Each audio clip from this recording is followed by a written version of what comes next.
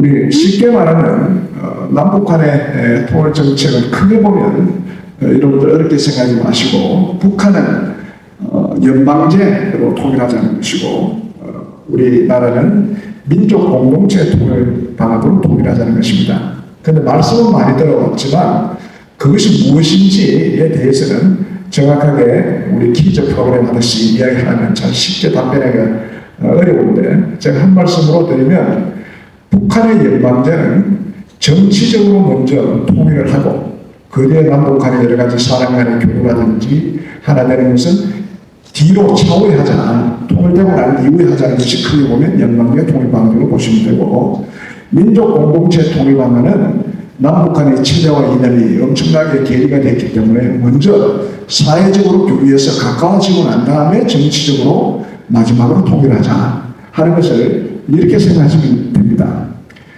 과거에 분단국가 중에 통일된 나라들이 한 세 나라가 있습니다. 1975년에 통일했던 베트남 통일, 그리고 1990년에 통일했던 동서독 통일, 또 1990년에 통일했다가 다시 분리되었다가 1994년 다시 통일된 예멘이라는 나라가 있습니다. 예멘은 중동의 가장 안쪽에 있는 나라인데 쉽게 말하면 먼저 된 통일들 중에 북한이 추구했던 방식은 베트남 통일 방식이었습니다. 베트남의 통일 방식은 무력 통일 방식일 뿐 아니라 원만한 공산 세력과 동조하는 세력들을 많이 만들어서 하나가 되고자 하는 것이 베트남 통일이었고 궁극적으로 베트남은 무력으로 공산화 통일을 했습니다. 북한은 과거에 이 베트남 통일 유형을 따라서 계속 추구했습니다만 대한민국이 갖고 있는 튼튼한 안보 능력과 우리 국민들의 통합 능력, 경제적인 성장에 의해서 결국은 북한은 이와 같은 베트남 통일 유형을 성공하지 못하게 됐습니다. 그래서 제가 여러분들 잘 아시는 대로 2023년 말에 북한의 최고 지도자라고 할 수 있는 김정은이 직접 나서서 이제는 통일 포기하겠다. 왜냐하면 남한이 자꾸 하는 통일은 자기가 보기에는 흡수 통일이라고 볼 수밖에 없고 그것이 진보 이름으로 나섰던 보수의 탄을 썼던 결국은 우리를 흡수해서 통일하려고 하니까 이제는 통일을 포기하겠다. 그 대신 우리는 두 개의 나라이고 단순히 두 개의 나라가 아니라 결국은 절대적 두 개의 국가이라고 선포했습니다. 현재 시점에서 보면 과거에 북한의 김일성, 김정일을 했었던 연방제 통일을 포기하고 연방제 통일은 무력 통일적인 요소도 있지만 평화적인 통일 방식도 있습니다. 그런데 북한은 이제 평화적 통일 방식을 포기하고 이제는 절대적 두 개의 국가로 이제는 다른 나라이다. 그리고 유사시에는 북한이 갖고 있는 핵을 비롯한 모든 무력을 총동원해서 남한을 점령하고 수도로 평정해서 북한식으로 통일하겠다 하는 것이 현재 김정은식 통일 방안이라고 말씀드릴 수가 있습니다. 사실은 상당히 무서운 통일 방안이라고 말씀할 수 있죠. 우리의 통일 방안은 남북 간이 체제적으로 많이 괴리가 됐기 때문에 실제 통일되게 됐냐. 어차피 통일이라는 것은 사실상 은격에 의하면 역대 다른 나라에 했던 통일은 하나의 체제 이념으로 통일될 수밖에 없습니다. 정치제도라는 것이 자본주의와 공산주의, 자유민주주의와 사회주의를 두 개를 공존하면서 하는 하나의 나라는 이 세상에 어느 나라도 없습니다. 결국은 하나의 체제가 이념으로 되는 것인데 남북 간에 그동안에 오랫동안의 괴리 때문에 주로 상당히 오랫동안 정신적이고 다양한 분야에서 교류와 협력을 통해서 어느 정도 비슷하게 만들어놓고 난 다음에 그 뒤에 이제 통일하자. 그러니까 정치적 통일은 뒤로 미뤘고 사회적 통일을 먼저 해놓고 난 이후에 정치적 통일을 마지막으로 하자 하는 것이 우리의 민족 공동체 통일 방안입니다. 그래서 북한의 통일과 우리의 통일 방안이 이렇게 쉽게 이야기할 수 있지만 이것이 1945년부터 지금까지 하나로 부정불변하게 되어 있었던 것은 아니고 나름대로 그때그때 사정에 따라서 변화의 과정을 거쳐왔습니다. 제가 오늘 말씀드리고자 하는 것은 이와 같은 변화의 과정이 어떻게 이루어졌는가 하는 것을 말씀드리고자 하는 것입니다.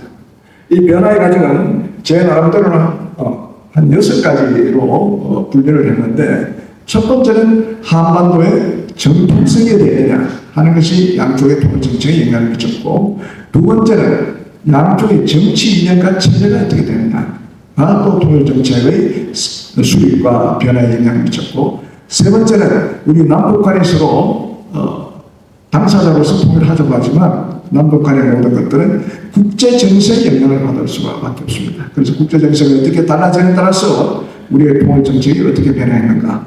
그리고 네 번째는 남북 간 국력의 차이입니다.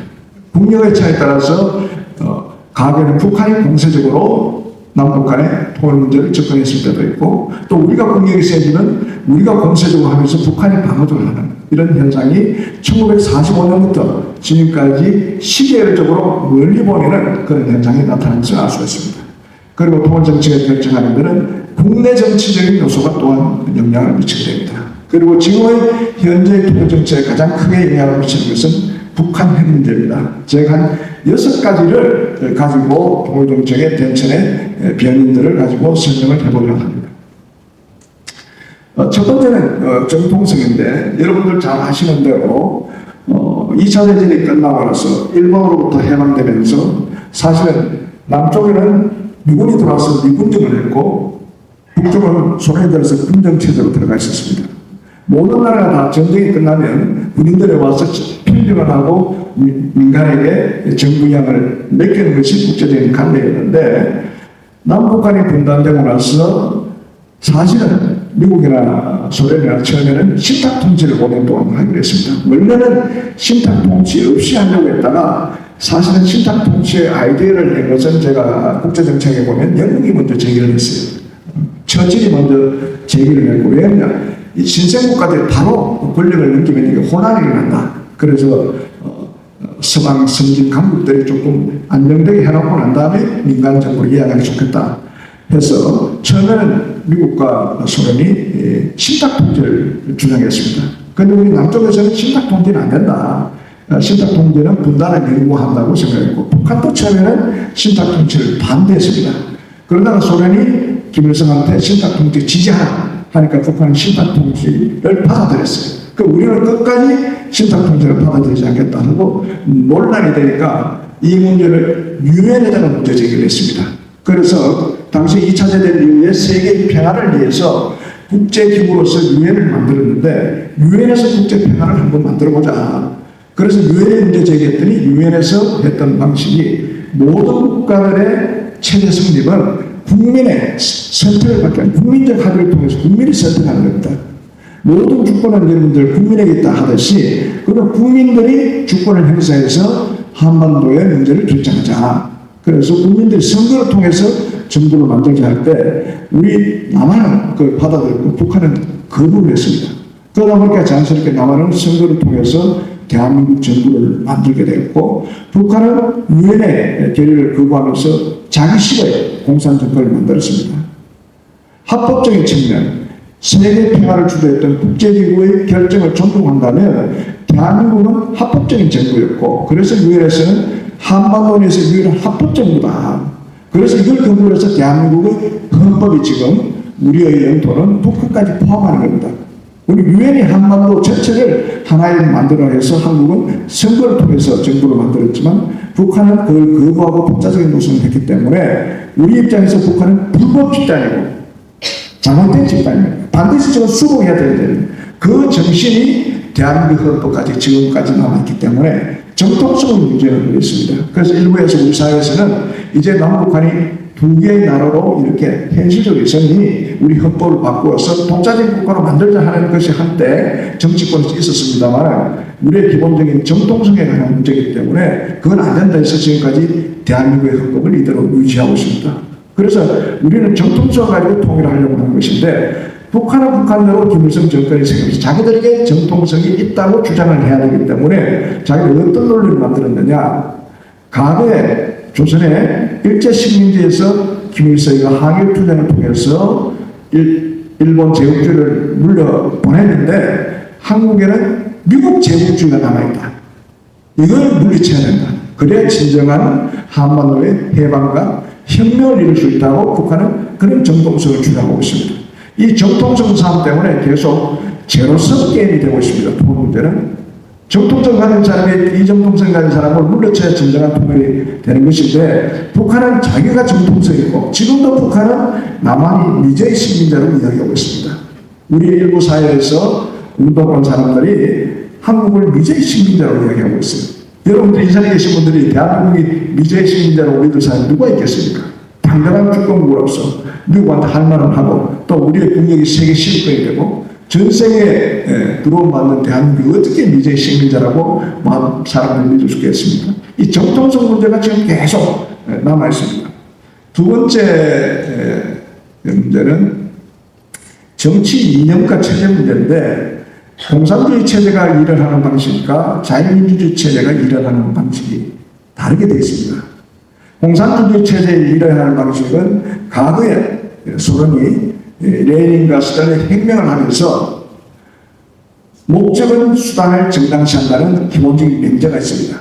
왜냐하면 어떤 목표가 정당한데 그 목표를 달성하기 위해서는 무력으로도 할 수 있고, 테러로서도 할 수 있고, 합법적으로도 할 수 있고, 해결을 해서도 할 수 있고, 상대방을 전복시켜서 할 수 있고, 목적을 달성하기 위해서는 어떤 수단과 방법을 다 강구할 수 있다는 것이 공산체제와 이념의 방식입니다. 북한은 소련으로부터 공산체제의 이념의 방식을 받아서 한반도의 통일을 위해서는 무력 통일을 해도 가능하고, 합법적인 통일을 해도 가능하고, 불법적인 통일을 가능해도 되고, 어떤 방법을 다 해도 괜찮다고 보는 것이 북한식 정치념에 따른 통일 방식입니다. 그래서 북한은 6.25 전쟁을 일으켜서 비록 실패를 했지만 자기들은 정의의 전쟁을 하고 있습니다. 통일을 시키기 위해서 만드는 전쟁이라고 그렇게 이야기하고 있는 거죠. 그리고 60년대 중반에 북한의 주체사상연구소에 만드는 주체사상 이론에 의한 남조선 해방혁명 이론에 들어가보면, 남조선을 통일하는 방법은 평화적인 방법과 비평화적인 방법이 있다. 둘 다 사회에 아무 관계없다. 그것은 상황에 따라서 선택해서 하면 된다. 그렇게 자기들의 정당성을 갖고 있습니다. 그러나 자유민주주의 체제에서는 절대로 무력적인 방식을 국민들이, 정치지원들이 허용할 수 없습니다. 그래서 우리는 평화적인 방식으로 할 수밖에 없습니다. 수단적인 입장에서는 우리가 북한보다 수단에서 제약을 받는 거죠. 그러나 우리는 자유민주 체제를 갖고 있고, 모든 일의 정부의 중요한 정책 결정은 민주적인 방식으로, 평화적인 방식으로 해야 되기 때문에 우리는 평화통일을 추구할 수 있습니다. 그것이 근본적으로 차이가 될 수밖에 없습니다. 세 번째는 국제 정세입니다.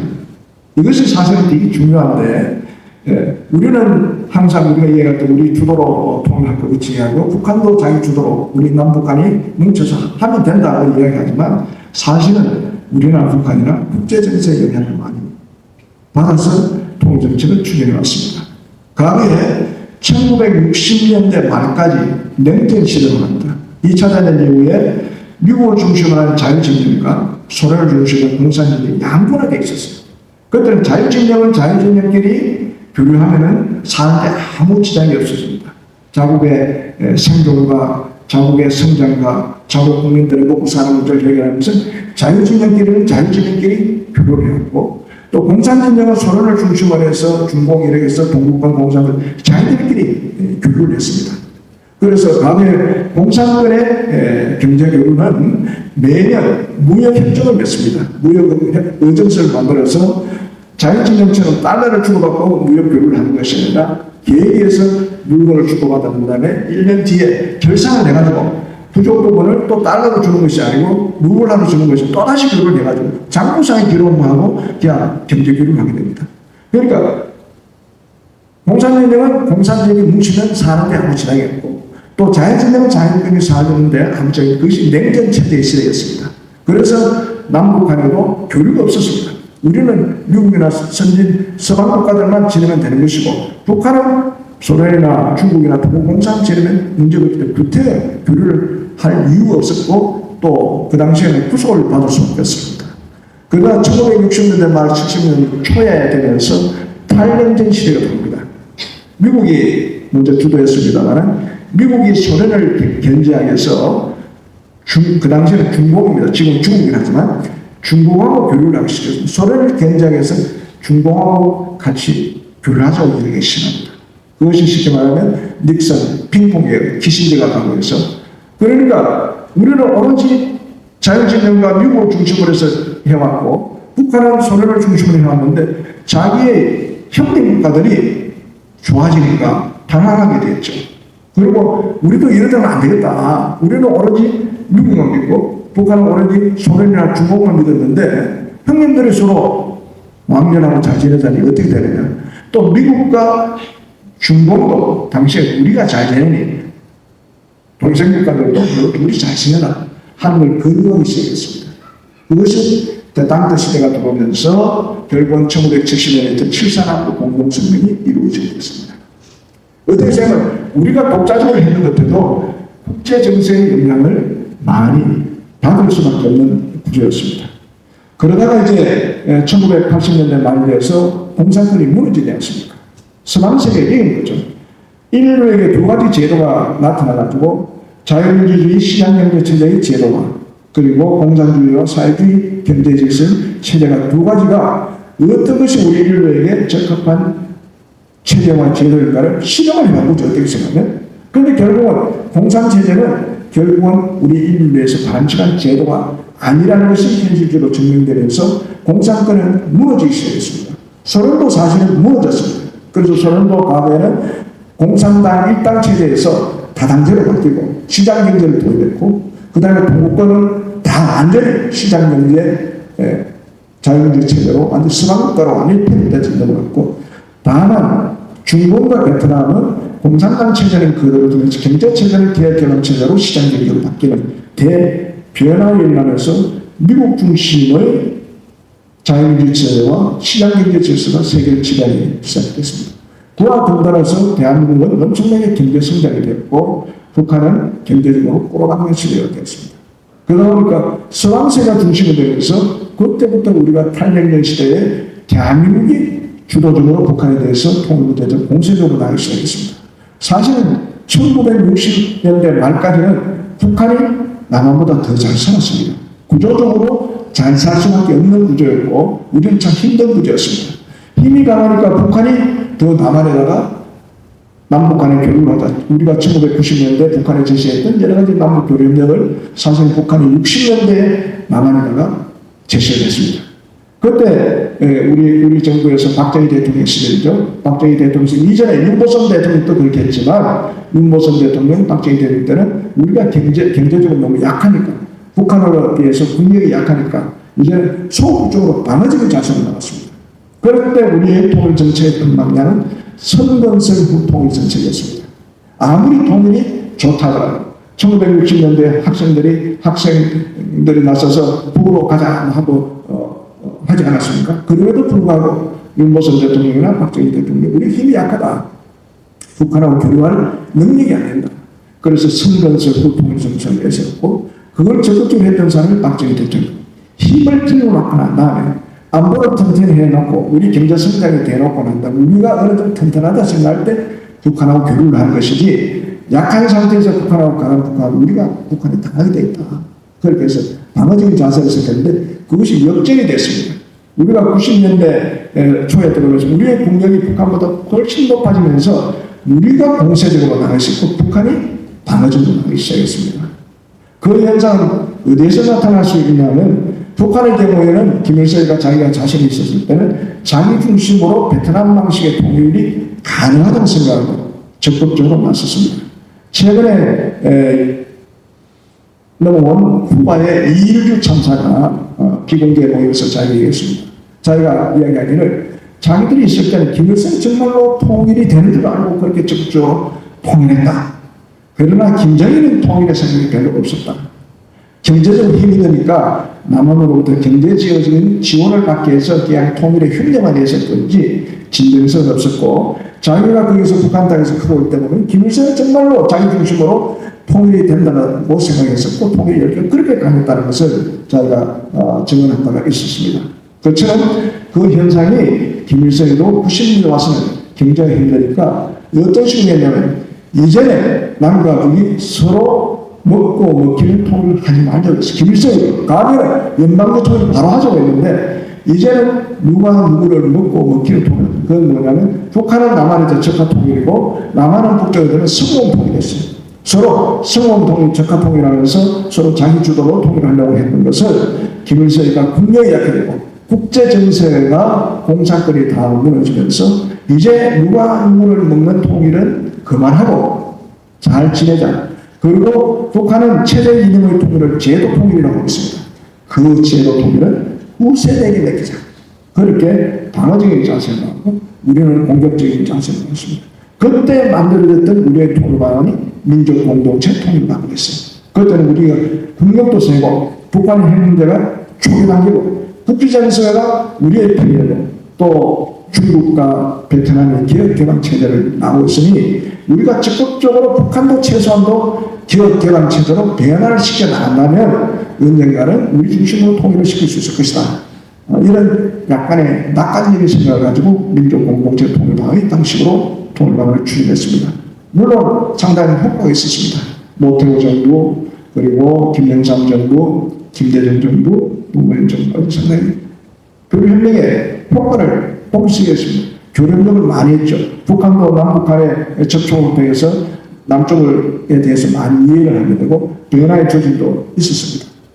김정일이가 등장해서 자기가 사실은 1995년도에 고난의 해를 있지 않았습니까? 3년 동안 고난해볼 때 뭐 사람에 따라서는 300만 명이 죽었다, 200만 명이 죽었다 이렇게 많이 했죠. 어쨌든 한 나라가 정치 경제적으로 잘못해서 자기의 백성이 300만 명 죽었다는 것은 최대의 실패라고 볼 수 있죠.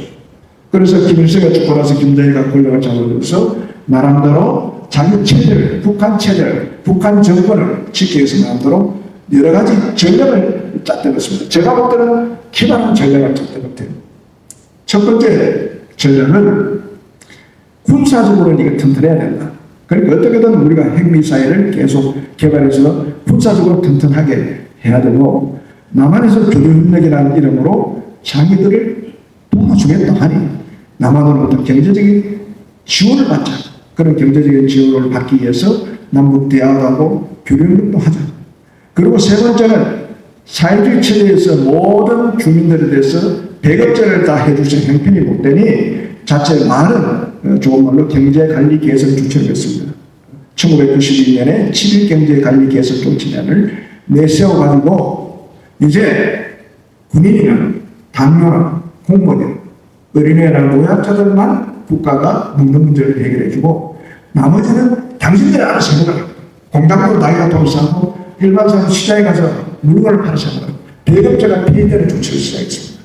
어떻게 생각하면 국가가 부족한 자원을 해결하기 위해서 배급제를 상당 부분 축소를 하고 많은 사람들 장마당을 개설해서 스스로 국회 살게 하고 부족한 중요한 자원들은 남한에서 받아들였어. 그때 북한이 받아들였던 것이 쌀, 비료, 전기였습니다. 세 개가 근본 목적이었는데 쌀과 비료는 인도적인 문제이기 때문에 우리도 스스럼없이 이산가족 문제라든지 교류력을 위해서 북한이 많이 제공했습니다.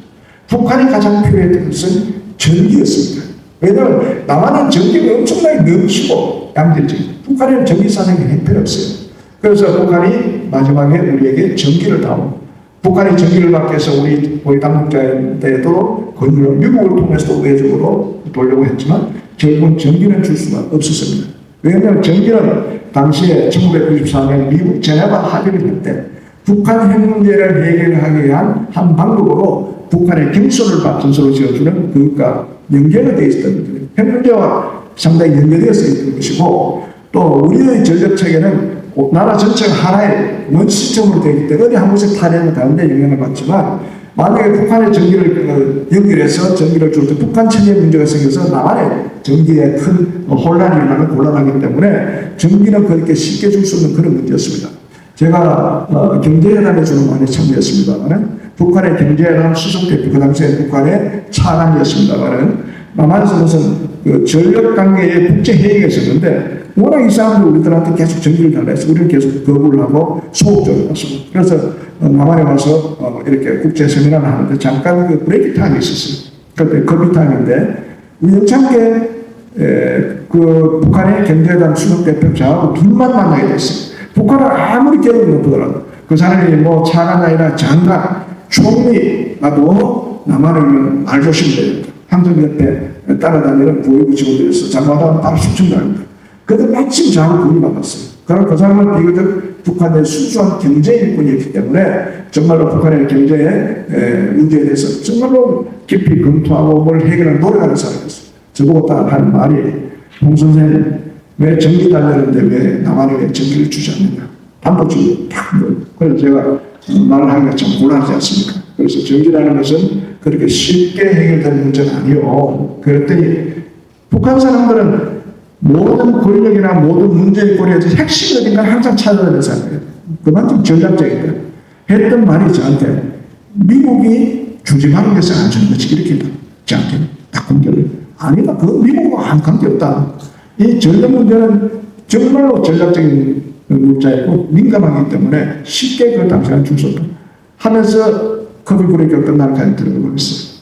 그래서 전기가 이제 안 된다는 북한이 포기를 하고 그 다음에 우리한테 돌려는 것이 생산 문자였습니다. 예컨대 옷을 만드는 옷 첨단이라든지 신발 만드는 고무라든지 비누 만드는 원료 이걸 이제 원자재를 다 가졌어요. 그래가지고 그 당시에 1억 불채 못 되는 거를 우리가 차관 비싸게 이렇게 준 적이 있습니다.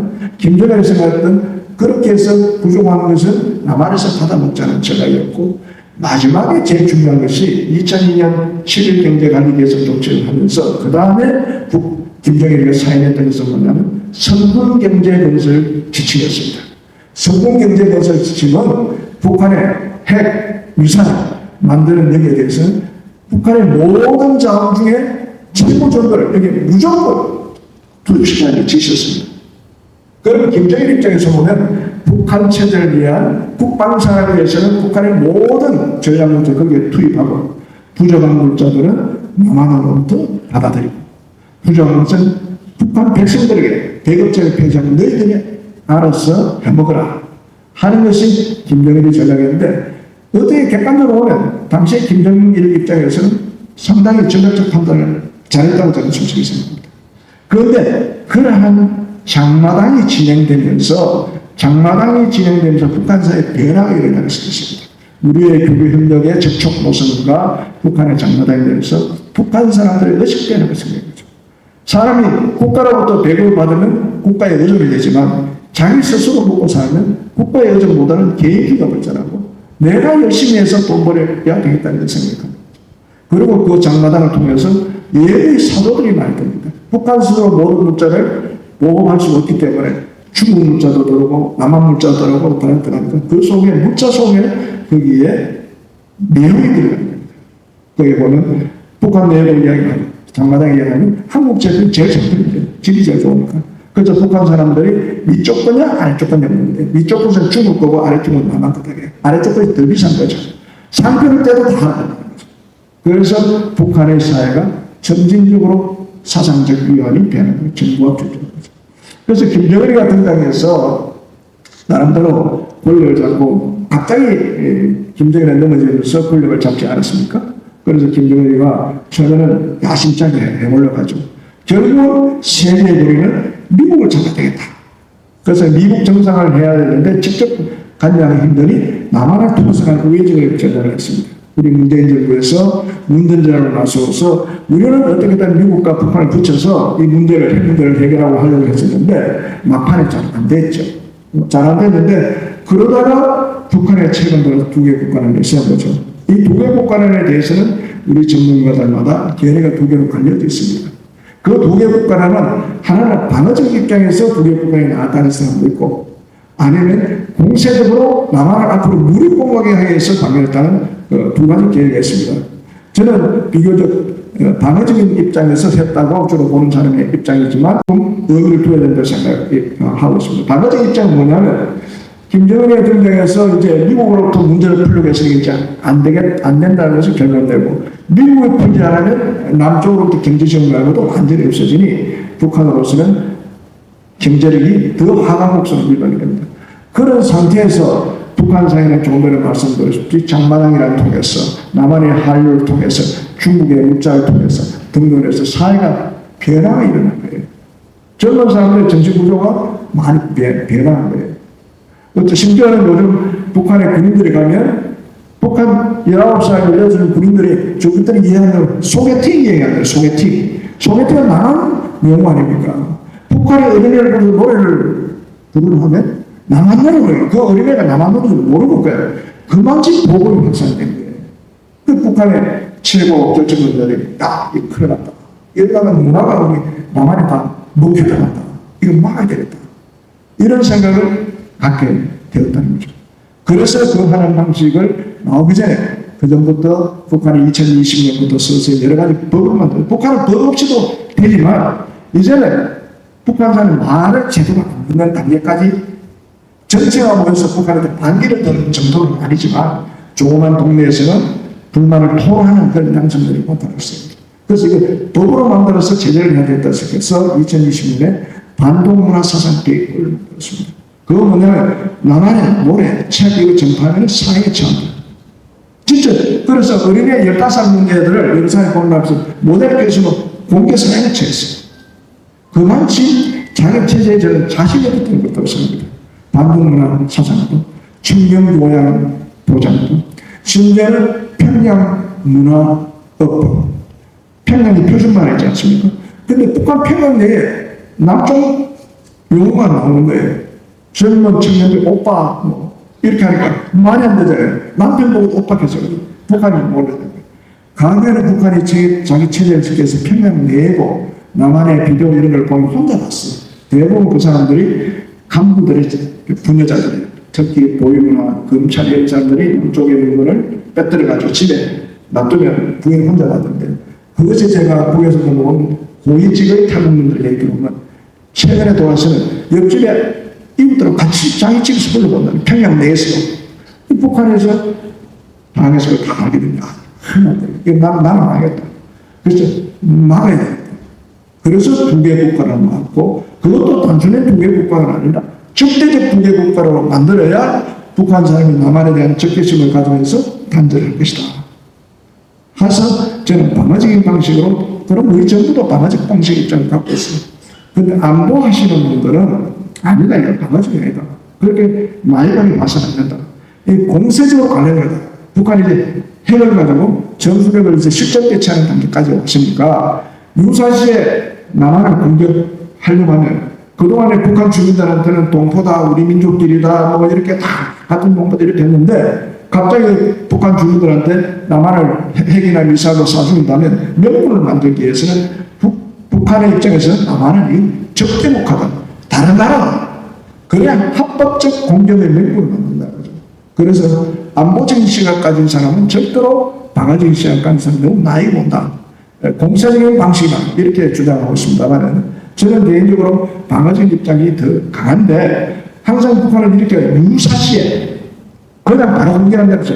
유사시라는 것은 남쪽이 공격해오거나 미국이 공격을, 그럴 때는 우리를 핵으로 때려서 남한을 편격해서 북한식 무력통하겠다. 그렇게 봐야 되고, 북한이 이중적인 전술을 써요. 어떨 때는 남한을 공격하다 가보면 가만두지 않겠다 하다가도 지난번에 나오는 우크라이나처럼 우리는 절대로 먼저 전쟁하지 않겠다. 또 이런 표현을 써요. 이중적인 노선을 쓰는데, 그것도 뭐 용어를 혼란하는 그런 것도 있지만, 기본적으로는 명분을 축적해 나가는 그런 공세적인 측면도 있겠다 하는 생각은 듭니다만, 기본적으로는 아직까지는 방어적인 측면에서 북한 체제를 지키기 위해서, 김정은 정권을 지키기 위해서 했던 방어적인 목적이 강하다. 이렇게 저는 말씀을 드리고 싶습니다. 그런데 그러면 우리는 어떻게 해야 되느냐? 우리 사회에 여러 가지 얘기가 나오고 있습니다. 북한에서 김정은이가 이제 통일 포기한다니까 우리 사회 일각에서도 이제 통일 포기합시다. 이런 얘기가 나왔어요. 또 전문가들 중에는 우리도 두 개의 국가를 받아들이자. 이제는 우리 헌법을 수정해서 우리의 영토는 남한이고 북한은 독자적인 또 국가이고 이렇게 헌법을 수정하자고 하는 전문가들도 있고, 무슨 소리냐. 북한이 아무리 그렇다 하더라도 우리는 한반도 전체를 통일시켜야 될 그런 목표가 당겨져 있으니까 그걸 받아들여서는 안 된다 하는 생각을 갖고 있습니다만, 저는 뭐 당연히 뭐 통일에서 이랬을 거는 앞으로 그럴 생각입니다만, 통일이라는 것은 쉽게 포기하고 버릴 그런 과제입니다. 저는 그런 생각을 갖고 있습니다.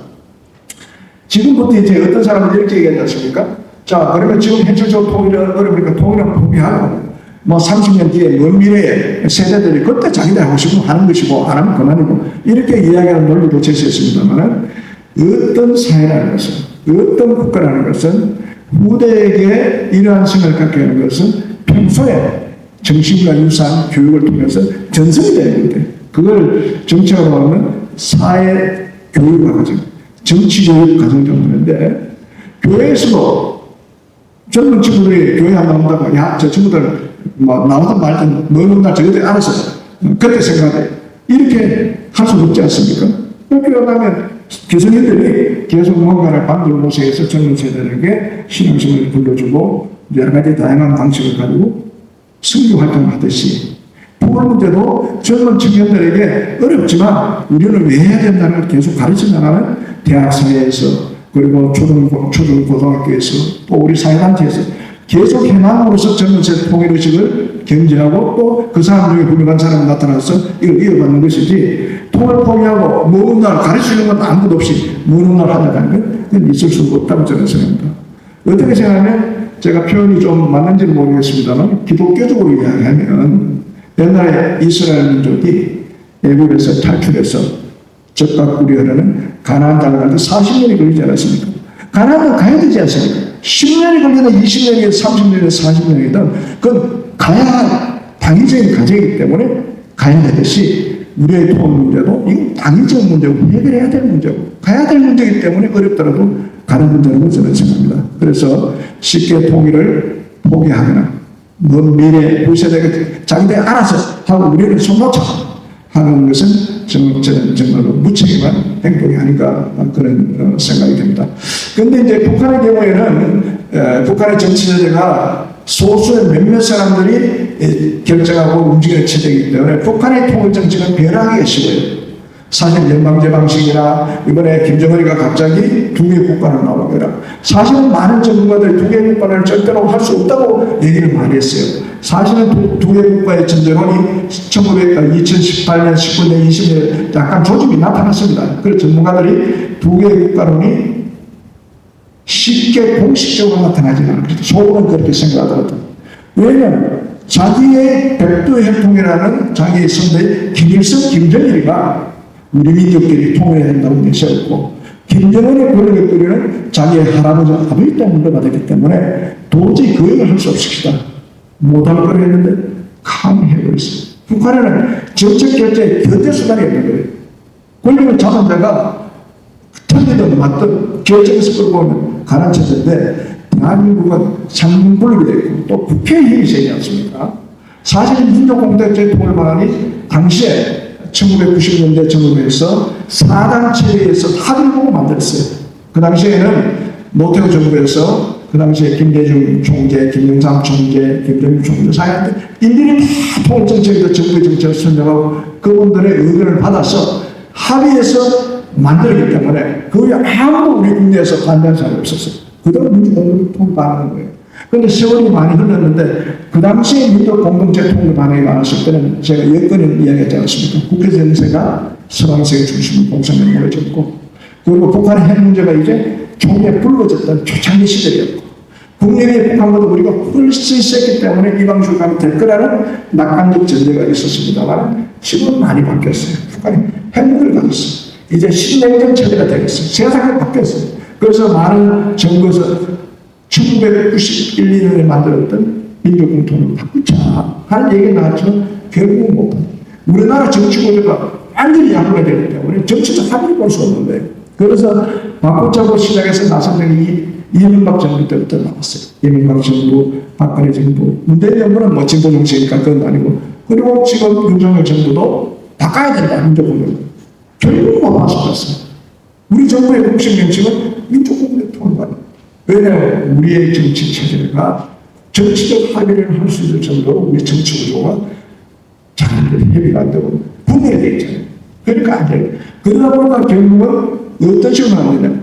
민족 공동체 통합을 그대로 두고 그 다음에 각 정부가 강조하는 대북 정책이 벌어졌어요. 대북 정책이. 그래서 김대중 정부 때는 뭐라고 했습니까? 햇볕 정책을 했습니다. 노무현 정부는 평화변경 정책. 그리고 이명박 정부는 상생과 공명 정책. 그리고 박근혜 정부는 신뢰 프로세스. 그리고 문재인 정부는 평화 프로세스. 그리고 윤석열 정부는 이제 자유평화 권력이 나오겠죠. 이번에 파리도 자유통일로 나왔어요. 자유통일. 사실은 북한은 이제 두개 국가로 나왔습니다만 북한은 연방제나 두개 국가는 동독의 방식을 한 거예요. 동독이 1945년에 동서독이 분리되고 나서 동독은 동독 중심으로 서독을 공산주의 통일을 할 수 있다고 생각했어요, 처음에. 그러다가 그런 전제는 서독에 사회주의식의 정당이 있었기 때문에 저편을 내가 구속을 사면 내가 공산식 통일을 할 수 있다고 생각했는데 그 뒤에 선거를 통해서 사회주의적 성격의 정당이 패배를 했어요. 그러면서 서방식 정당이 우세하면서 그때부터 동독을 포기를 하고 처음에 안을 냈던 것이 연방제 방식이나 연합 방식으로 통일하자고 냈습니다. 그때 소련이 김일성한테 건의를 했습니다. 너는 남한에 대해서 동독 방식을 따라라. 그 뒤에 동독은 연합 방식을 제시했고 김일성은 연방 방식을 했습니다. 동독 방식을 들었어요. 두개 국가랑도 동독이 이제는 수도에 잡아먹기 전에 두개 국가를 내셨습니다. 그래서 1970년에 동독은 이제 우리는 서독과 동독은 다른 국가다. 서독은 자본주의 국가, 우리는 사회주의 국가. 민족도 다른 민족이다. 두 개의 민족과 두 개의 국가를 동독이 내셨습니다. 지금 북한에 대해서도 동독 방식과 똑같아요. 동독을 내다봤습니다. 우리의 자유의 통일은 어떻게 생각하면 서독 방식이에요. 왜냐하면 서독의 통일은 서독이 동독을 흡수한 것이 아니라 동독의 주민들이, 민주 시민들이 동독의 공산정권에 항거해서 그 공산정권을 물리치면서 동독 주민의 서독과 통일하도록 나서서 통일이 됩니다. 거기에는 서독이 잡은 거죠. 제가 볼 때는 우리 정부도 공적으로 내놓지 않지만 그를 생각하는 것 같아요. 이번에 말하는 337 자유통일론도 자유관을 강조했어요. 우리 대한민국 자유관. 북한도 자유가 있는 거예요. 그 자유라는 것은 정권의 자유를 얘기하는 것이나 북한 주민들이 공산 정권으로부터 자유를 체제해서 이 사람들은 우리가 통일해야 된다. 결국은 동독 방식이죠.